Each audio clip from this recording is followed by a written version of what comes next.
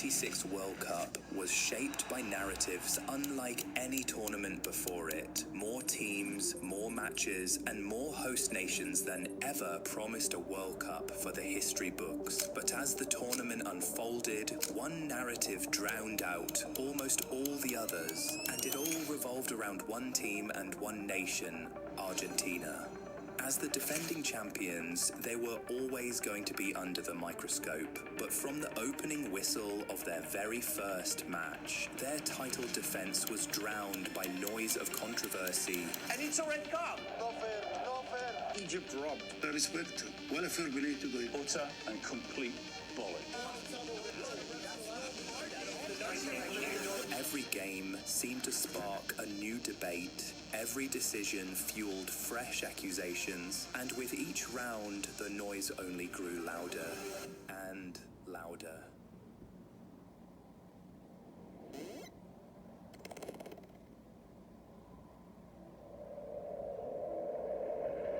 Coming into the tournament, everyone expected Argentina to absolutely dominate their group, and the opener against Algeria started out exactly that way. In the opening 5 minutes, Lionel Messi had already found the back of the net, but his celebration was cut short by the flag. A couple minutes later, Algeria put the ball in the back of the net themselves, but once again, the flag halted the celebrations. Still 0-0. But in the 17th minute, the game finally broke open. Rodrigo de Paul cut through the heart of the Algerian midfield with one pass, which found Lionel Messi. He received the ball, turned, ran at the Algerian defense, and picked his spot from outside the box. A goal, for real this time. Messi was expected to dominate the headlines once again at this World Cup, and he was already doing exactly that, and doing it beautifully too. But in the 30th minute, things quickly turned ugly. An overeager Messi, trying to win the ball back from an opponent, stamped on the Achilles of the Algerian player. By the letter of the law, that should have been a sending off. But guess what? He wasn't even shown a yellow card. Pundits and fans thought that it should have been a red, and many felt it was only ignored because it was Lionel Messi. What's your opinion on it? If I was the referee, I wouldn't have given a red card. It looks bad because he's gone with these studs down the back of the player's calf. It should have been a yellow card, but I wouldn't have sent him off. It's a red card. I mean, Stuart, it's not because it's Lionel Messi. It's a stamp on his calf. He did it, and we see it, and it's a red card. A portion of fans, however, said that it was simply the way the World Cup was being officiated. Similar tackles flew throughout the tournament, and none of the players were sent off, so it felt like it was a little consistent. The noise around it died down quite a bit until the round of 32 game between the USA and Bosnia and Herzegovina, when Folarin Balogun stamped on his opponent in a slightly similar manner and was sent off after the referee was sent to the monitor. It raised the conversation of how Lionel Messi was being reffed differently at this tournament, and it really started to cause an uproar on social media. You cannot punish people or teams, and then other teams get not punished for the same situations. In the end, Balogun's suspension was lifted following the intervention of US President Donald Trump. That wasn't a foul. That wasn't even an infraction. There was two guys running full speed that happened to crash into each other. Which, in and of itself, was an even bigger controversy. A head of state interfering in football's disciplinary process was unheard of, but many felt a precedent had already been set by FIFA. Messi committed a similar foul and escaped punishment, while Ronaldo's suspension was also lifted, allowing him to feature in the first 2 games of the tournament that he should have missed. Many fans felt those 2 decisions had already opened the door for the Balogun one. Worse still, the whole Messi red card shout ended up being even more significant because he would go on to score 2 more goals in that game against Algeria to complete his first ever World Cup hat-trick. He scored his second the hour mark, pouncing on a rebound from a Mac Allister shot. Then he completed his treble in the 76th minute. It was a dominant display from Argentina from start to finish, but it was marred by that ignored red card for Lionel Messi. If Argentina had been without Messi for 60 minutes, it really would have changed the entire complexion of the game. And who knows what would have happened. They also would have had to play the toughest game of the group without him. So once again, things could have looked very different. But no red card meant that he started the game against Austria. And yet again, he was the star of the show.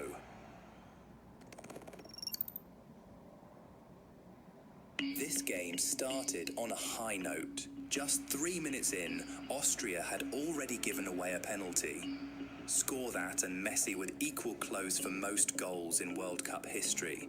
But he missed. He is human after all.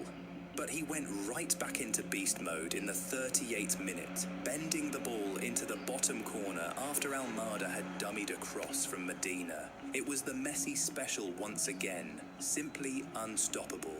In the closing minutes, as Austria pushed further forward to try and get an equaliser, they became more open at the back, allowing Argentina to mount a counter-attack. Messi put a pass on a plate for Alvarez, but his shot was saved. The ball found its way back to Messi, whose initial shot was blocked. But he got a second bite at it, and this time he found the back of the net. 2-0, game over. Another Argentina game, another Lionel Messi show. He had now scored 100% of the nation's goals at the 2026 World Cup. This was an all-time campaign in the making. There wasn't much to talk about in the Austria game by way of controversy, but the fact that Messi featured in the game at all was controversial. Anyway, after the first two results, it was confirmed that Argentina had already won the group. This allowed Lionel Scaloni to rotate heavily for the final group game.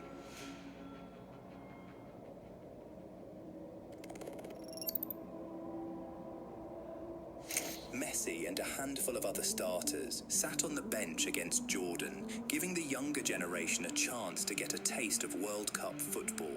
But even with the South Americans fielding their second team, everyone still expected this to be a walk in the park for them. And the game seemed to start out that way, with Lo Celso finding the back of the net 7 minutes in. It was disallowed for offside though. But he was not to be denied a second time. Argentina won a free kick right on the edge of the box in the 19th minute, and Lo Celso stepped up and converted. Argentina did not relent. In the 28th minute, Senesi won a penalty after getting a boot to the face. Lautaro Martinez stepped up and converted, scoring his first ever World Cup goal. It wouldn't be his last though. 3 minutes into the second period, Lo Celso found the back of the net for the third time. But just like the first time, the offside flag cut his celebration short. But Jordan were not just there to take up space. In the 55th minute, they struck through Al Tamari. It was the first goal Argentina conceded at the World Cup, and it was from the most unlikely source. Everyone counted them out, expecting a trouncing, but the Jordanians were back in the game. But not long after they scored, Scaloni threw Messi on, and it just felt like game over for them. The captain immediately started to dictate things and dominate the game. In the 89th minute, he won a free kick, stepped up, and converted it beautifully. And just like that, he sealed the game. The group stage was pretty smooth sailing for the defending champions. The knockout rounds, though, that was where things started to get really intense.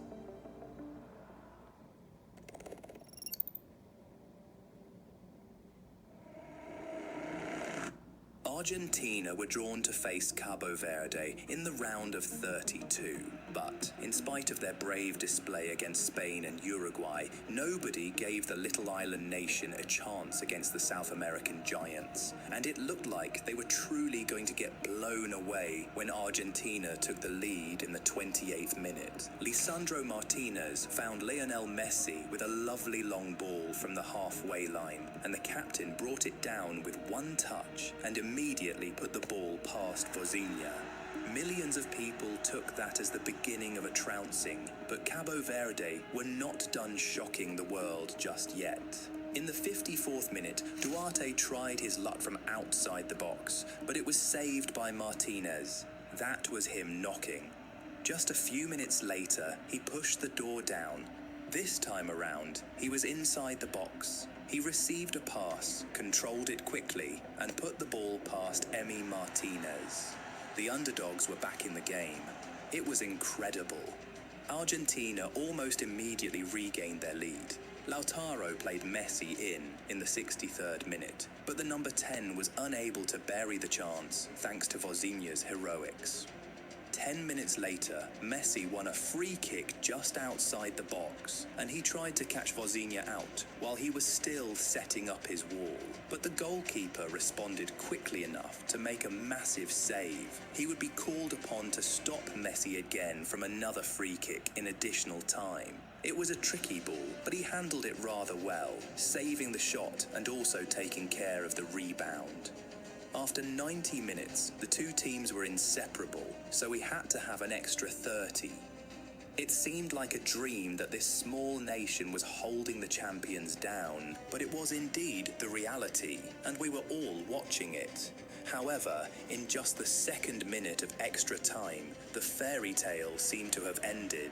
Lisandro Martinez got at the end of a corner kick and put Argentina in front once again. Everyone thought that was it, and Argentina would then cruise till the end. But Cabo Verde had another trick up their sleeve.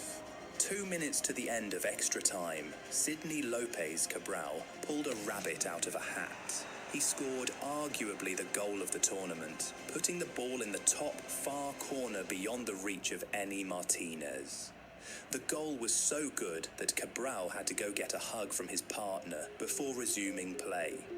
It was turning out to be a truly historic day for Cabo Verde. Twice they had gone behind, and twice they had come back. Absolutely no one saw this coming. They really were going toe-to-toe with the world champions, and simply not backing down. In the end, though, they were undone by an own goal from a Lionel Messi corner kick with 10 minutes of football left to play.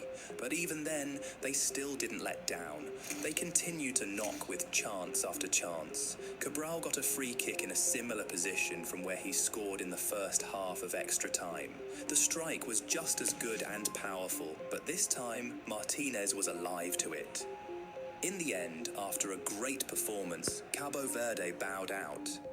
After the game, social media went crazy with allegations of a robbery. Some claimed that Cabo Verde should have been awarded a free kick just outside the box in extra time after Paredes fouled Helio Varela just outside the box. But slow-motion replays seemed to tell a different story, as there seemed to be no contact there.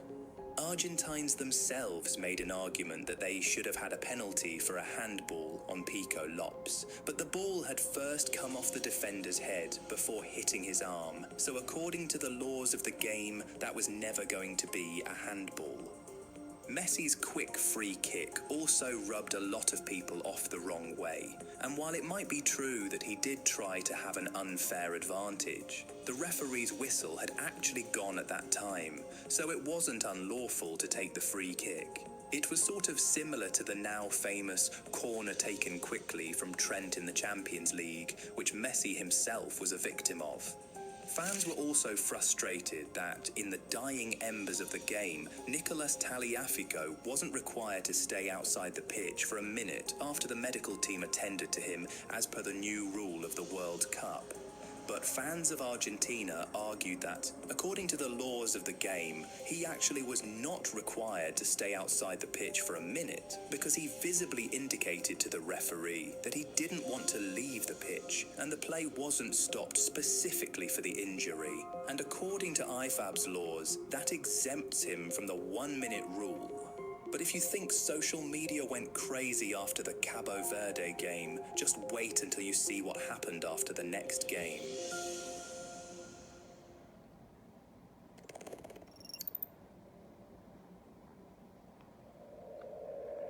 This was another game everyone expected Argentina to cruise to, but it was far from that. In fact, Egypt took control of the game in the early minutes, and then went on to take the lead in the 15th minute after Yasser Ibrahim rose highest to connect to a cross from Attia. 1-0, the underdogs were ahead. 4 minutes later, Argentina tried to come up with a response. Messi sent a pass to Enzo Fernandez, who then played Tagliafico through on goal. On getting to the ball, he was brought down by Haitham Hassan inside the box. The referee immediately pointed to the spot, and VAR did not even bother to overturn it. But once again, Messi stepped up and missed. No player had now missed more penalties than him at the World Cup. It was the worst start the South Americans could have asked for, but it was about to get much worse for them. Seeing he couldn't score from a penalty, Messi tried his luck from a free kick from way out. He struck the ball well enough, but he was denied by the woodwork. In the 39th minute, Paredes found Tagliafico with a long ball, and he quickly touched the ball back into the box. Julian Alvarez made an attempt on goal, but he was denied by the Egyptian goalkeeper, Mostafa Choubert, who was on fire that day. He was the hero of the first half, and he did enough to send Egypt into the break a goal up. Little did he and his teammates know that they would be coming out for war in the second period. Everybody expected that Argentina would take total control of the second half and try to force themselves back into the game, but it was Egypt who went ahead to find the back of the net just 13 minutes into the second period. Hassan started the counter-attack, passed the ball to Salah, who picked out Zico with the most beautiful assist. Zico found the back of the net and rushed off to celebrate, even taking his shirt off. But moments later, the referee was called to the monitor by VAR, and he came back and disallowed the goal for a foul that happened on Lisandro Martinez at the other end of the pitch. Evidence showed that Attia did step on Martinez, and it was in the same phase of play, but Egyptians, as well as many other football fans around the world, were very unhappy because it happened far away from where the goal was scored. If you're given that as a foul, you're actually going 110 yards back and saying, sorry, that was a foul. We're going to disallow one of the best goals of the tournament. I think, and I can say what I want on it, I think it's utter and complete bollocks. Fans of Argentina, however, pointed out that Zico did not receive a yellow card after taking off his shirt to celebrate the goal, as is stipulated by the laws of the game. Anyway, the score was back to 1-0, but not for long. Egypt came back with another counter-attacking move in the 67th minute. Once again, Hassan was at the heart of it, and Zico was at the end of it. This time around, though, the goal stood. It was a perfectly good goal, and there was nothing for VAR to call back. Egypt were 2-0 up against the defending champions with about 20 minutes to go. They were in dreamland. But of course, Argentina were not going to sit back and just watch the game pass them by. They started to strike back, and in the 79th minute, they finally got a breakthrough. Messi put a cross into the box, and Cristian Romero was able to steer the ball away from Choubert with his head. 2-1. There were barely any celebrations. They just wanted to resume the game quickly and try to get their equaliser. And well, that equaliser nearly came 3 minutes later. Messi received the ball on the touchline and drove into the box. He released the ball for Lautaro, but the striker could not put it on target. Egypt were hanging by a thread right now, but the champions didn't relent. They came right back. In the 83rd minute, Messi put a cross into the box, which was blocked. Luckily, it fell right back to his feet, so he put in another cross. Lautaro kicked the ball back into the danger area, and with 2 touches, Gonzalo Montiel set up an on-rushing Lionel Messi. Messi volleyed the ball sweetly into the back of the net. It was struck so beautifully that, even though the keeper got a hand to it, he was unable to keep it out. And just like that, Argentina were back in the game. 2-2. It was a miracle. Desperate not to lose it now, Egypt knew that they had no other option than to come out and attack. And when they did that, chaos ensued. In the 2nd minute of extra time, Salah approached the Argentina box with the ball, but it was stolen off him by Julian Alvarez, who then started a counter-attack. In no time, the ball was at the feet of Lautaro, who then put in a cross for Enzo Fernandez. He got his head to the ball and finished off the game, 3-2. Argentina were now ahead. But when we thought the game was over was when it really just started. The entire stadium went crazy. Egyptian players and staff were losing their heads because they felt they should have gotten a penalty in the build-up to the winner. Salah went down in the box after the challenge from Alvarez, and McAllister pulled down Hamdi Fathi in the penalty area. The Egyptians felt that they should have got a penalty for at least one of those incidents, which would automatically have negated the third goal from Argentina. Of course, VAR checks all incidents like this, but fans found it controversial that they didn't deem it fit to call the referee to the monitor to have a look for himself. You might be able to argue that Alvarez got the ball first in his challenge on Salah, but the pull from McAllister seemed blatant, and VAR should have sent the referee to the screen at the very least. Totally ignoring it was preposterous, especially on a stage as big as the World Cup. And of course, it was worse because VAR had intervened in that same match to overturn an Egypt goal, but they could not intervene to overturn an Argentina goal. This inconsistency led to a lot of outrage on social media. Big names in the sport were lending their voices to what they felt was blatant favouritism. It should have been disallowed because of what happened earlier on. One of the Egyptian players was pulled and had his shirt tugged in the penalty area. Isn't that a penalty? The media would not stop talking about it, and the Egyptian coach and players continued to lament about how badly they were treated in that game.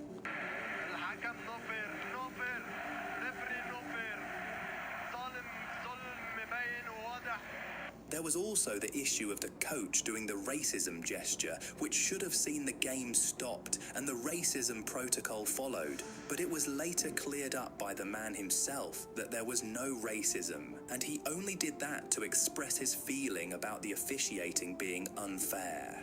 It is also important to establish that, contrary to what seemed to be the popular rhetoric on social media, actual match footage showed that the referee did not show the coach a yellow card for the gesture. He was already approaching the bench to hand out a yellow card for something that was said earlier before the coach held up his arms and made the gesture. And even then, even his own players and staff were asking for him to put them down. The referee may have gotten other things wrong in this game, but it seems like this wasn't one of them. There were other games at this World Cup that had huge controversy surrounding them, including the game between Portugal and Croatia with the contentious offside and soft penalty, the Fowler and Balogun red card against Bosnia and everything that happened after, and the Paraguay versus France game as a whole. But this one between Argentina and Egypt stood out as the most controversial game of the lot. The noise was deafening and the pushback was incredible. كنا من حقنا ان احنا نكسب. مش عايز اقول هارد لك لينا، لا احنا طلعنا بشرف من ناحيتنا، لكن النتيجه غير النتيجه المؤثره، غير بعيد عن الفير بلاي اللي بيقول عليه الاتحاد الفيفا، وريسبكت ولا فير بلاي تقدر. فوز غير مستحق للارجنتين، وانا بوعد انا بعد ما ارجع النهارده مش هتفرج على كرة القدم في كاس العالم خالص، لان مفيش عدل فيها، واعتراضي داخلي ان انا مش هتفرج على كاس العالم تاني خالص، ان يعني كاس العالم ده مش هتفرج عليه لما ارجع بيتي ولما ارجع بلدنا مش هتفرج عليه. It seemed like it could not possibly get worse from that point, but it actually did.